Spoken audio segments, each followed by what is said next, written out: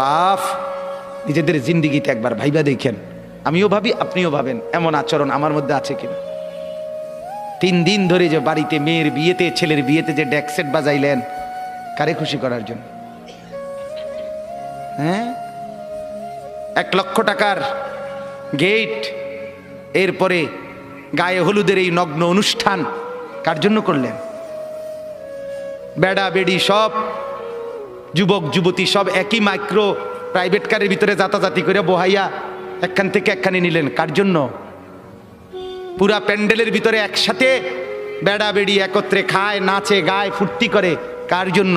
শুধু সমাজ, সোসাইটি, পরিবেশ, সোসাইটি মেনটেন করছেন, সমাজ মেনটেন করছেন।